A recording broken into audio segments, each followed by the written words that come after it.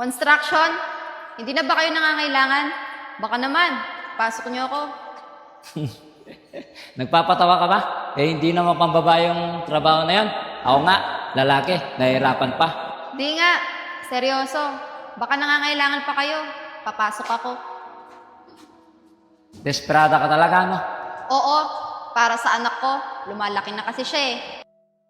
Jamie, ready ka na ba talaga? Papasukin mo yung trabaho ng construction. Oo, Lloyd. Wala naman akong choice eh.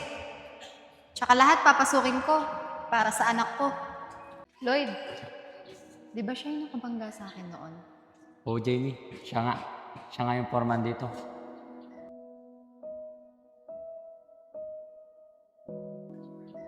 Lloyd, napakaganda naman ng kasama mo. Hindi naman pang construction yan eh. Pang Miss Universe yan. Oo, por. Miss namin sa eskwelahan to. Tsaka, parang namumukhaan kita. Pero di ko alam, saan tayo nagkita. Oo, por. Minsan na kayo nagkita. Yung nakabanggaan mo noon to. Yun, sabi ko na nga ba eh. Kaya namumukhaan kita.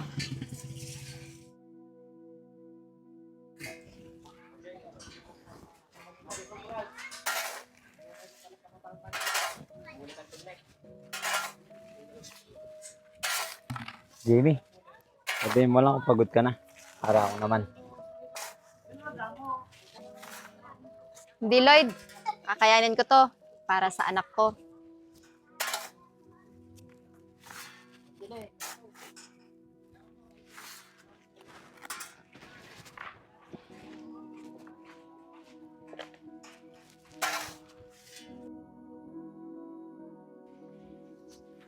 Jamie, gusto naman yung unang araw mo sa trabaho. Eto, Lloyd, nakakapagod. Pero sa tuwing naiisip ko yung anak ko, lumalakas ako. Tsaka napakabait ni Foreman, no? Kahit babae ako, tinanggap niya ako. Oo, mabait talaga yun. Paano ba yan, Lloyd? Dito na ako. Dadaanan ko pa kasi yung anak ko. Dito na rin ako. Sige, Lloyd. Calix! Ay, relax lang si mami mo, oh. Mami, ay si mami. Calix! Tara. Tita, maraming salamat po sa pagbabantay kay Calix. Wala yun, Jamie. Napaligon at napagupitan ko na si Calix. Nakakagigil nga yung anak mo eh. Tsaka napakagwapo. Tita, bukas po sana ulit. Iiwan ko po si Calix kung wala po kayong gagawin. Oo, Jamie. Wala namang problema yun. Anytime. Salamat po talaga, tita. Dahil nandyan po kayo. Wala yun, Jamie. Nga pala, kumusta na yung unang araw mo sa trabaho? Eto, tita, mahirap. Pero kakayanin. Alang-alang kay Calix. Alam mo, Jamie, naintindihan ko yung kalagayan mo ngayon. Kasi nangyari na sa akin din yun dati. At hindi lang yung Jamie, mas bata pa ako sa'yo noon. Ganyan talaga nagagawa ng pag-ibig. Gagawin mo ang lahat para sa taong mahal mo. Kahit na mali na ito. Tita, ang hirap po ng ganito, no? Yung sinira ko po yung tiwala ng kuya ko. Ang alam po niya, nag-aaral po ako ng maayos. Pero hindi pala. Jamie, wag mo nang pagsisiyan yon kasi nangyari na. At least, meron kang bibo at gwapong blessing na si Calix. Oo nga po, tita. Sa anak ko na lang po ako kumukuha ng lakas. Basta Jamie, anytime na kailangan mong mag-aalaga kay Calix, nandito lang ako. Salamat po talaga, tita. Paano po? Dito na po kami. Sige, mag-ingat kayo. Ito pala yung mga gamit ni Calix.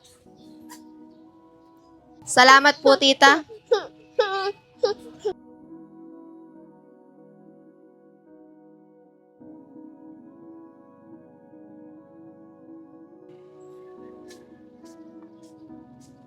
Jamie! Jamie! Jamie! Baka galing, hindi pa papasok?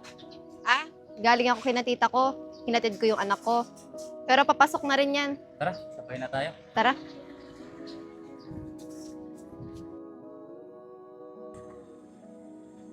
Napakayaman siguro na nagpapagawa ng bahay na to. Ako kaya, kailan ako makakapagpagawa ng ganitong bahay? Jamie, isang timba na lang daw. Papahinga muna tayo. Sige, Lloyd.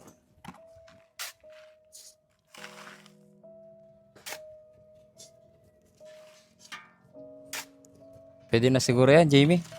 Sige.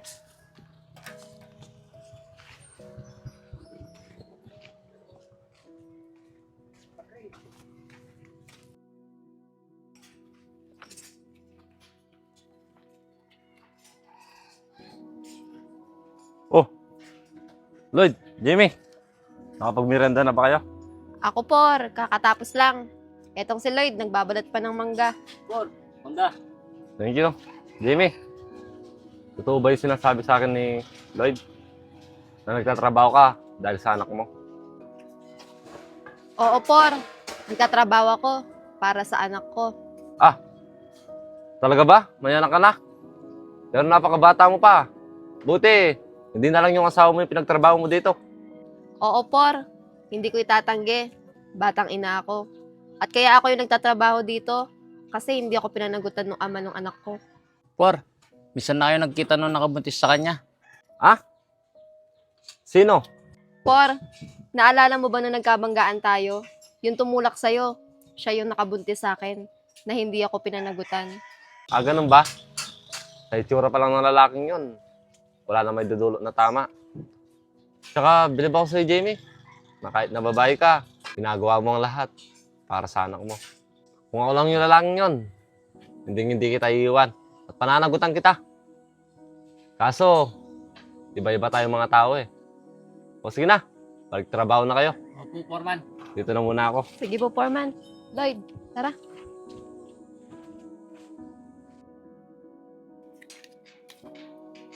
Jamie, di mo ba napansin si Por kanina? Ha? Ang alin? Mukhang may pagtingin sa'yo. Paano mo naman nasabi? Ikaw talaga, puro kakalukuhan. Hindi mo ba narinig kung siya daw pananagutan ka? Biro-biro lang ni Foreman yun. Tsaka sa tingin mo magkakagusto sa akin yun. Eh, Foreman dito yun. Tsaka hindi pa ako ready sa ganyan. Focus muna ako sa trabaho para sa anak ko. Pero ayaw mo nun. May tatay na Foreman yung anak mo. Ikaw talaga, Lloyd. Loko-loko. Magtrabaho na nga lang tayo. Baka mapagalitan pa tayo.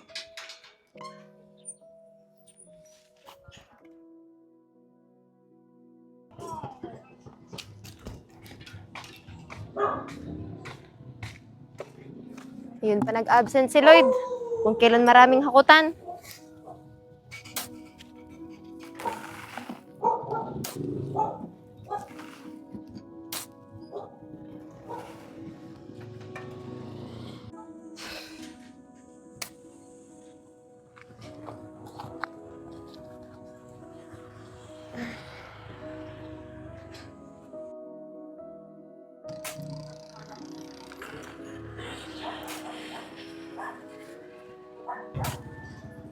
Napakasipag talaga ng babaeng to.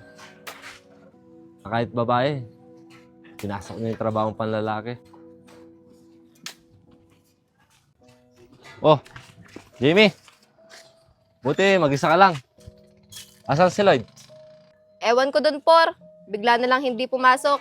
Baka sinumpungan na naman ang katamaran. Ah, ganun ba? Kung kailan maraming akutan. O sige, ganito na lang. Bunuin mo, tutulungan kita. Hindi na, Por. Kaya ko na po to. Hindi, sige. Habang busy pa yung mga iba dyan, tulungan na kita. Hindi na, Por. Kaya ko na. Hindi, ako na. Malay mo tayo sa dulo. Hindi natin masabi kung ano nga ba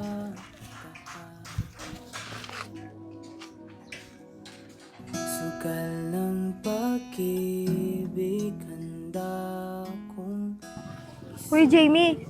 Tigilan mo yan. Trabaho ang pinunta mo dito. Hindi paglalandi. isuko ang sarili sa daang walang kasiguraduhan.